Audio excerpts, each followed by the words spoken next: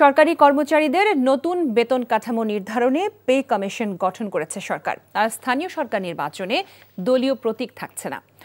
প্রধান উপদেষ্টা ডক্টর মোহাম্মদ ইউনূসের সভাপতিত্বে অনুষ্ঠিত উপদেষ্টা পরিষদের বৈঠকে এই সিদ্ধান্ত হয়। এছাড়া মাইলস্টোন স্কুলে বিমান দুর্ঘটনায় উদ্ধারকারী নিহত 2 শিক্ষককে রাষ্ট্রীয় সম্মাননা প্রদানের সিদ্ধান্ত নেওয়া হয়। নাজিবুর রহমানের রিপোর্ট।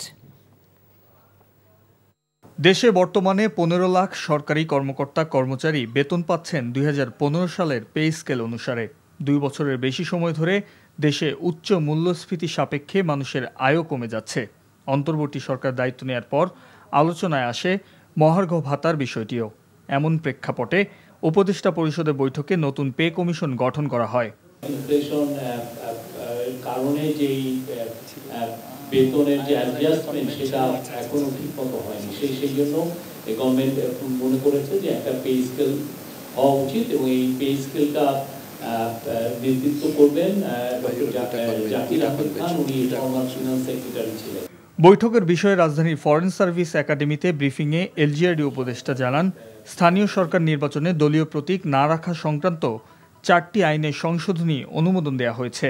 যে ধারাগুলোর মাধ্যমে দলীয় প্রতীকে নির্বাচনের সিদ্ধান্ত হয়েছিল সেই ধারাগুলো আজকে বিলুপ্ত করার প্রস্তাব উত্থাপন করা হয়েছিল এবং সেটা উপদেষ্টা পরিষদে অনুমোদন করা হয়েছে। ফলে দলীয় প্রতীকে স্থানীয় সরকার নির্বাচনে অংশগ্রহণ করার আর কোনো সুযোগ নেই।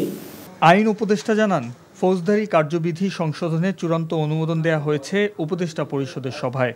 যে গ্রেফতার করবে যে পুলিশ অফিসার, তার ক্লিয়ার আইডেন্টিটি থাকতে হবে। যত দ্রুত সম্ভব গ্রেফতারকৃত ব্যক্তির পরিবার, বন্ধু বা লয়ারকে তার সাথে যোগাযোগ করে জানাতে হবে যাতে গ্রেফতার করেছে, আমরা এই কারণে গ্রেফতার করেছি, এই মামলায় গ্রেফতার করেছি। গোপালগঞ্জে এনসিপির সমাবেশে হামলার ঘটনায় বিচার বিভাগীয় তদন্ত কমিটি গঠন করা হয়েছে জানিয়ে প্রধান উপদেষ্টার প্রেস সচিব জানান, 3 সপ্তাহের মধ্যে তদন্ত প্রতিবেদন জমা দেওয়ার সময় বেঁধে দেওয়া হয়েছে। Najibur Rahman, NTV news, Dhaka. Bundle থাকলে প্রতি সেনমানিতে টাকা বাঁচবে। বিকাশ সেনমানি বান্ডেল কিনে জিতুন প্রতি লেনদেনে।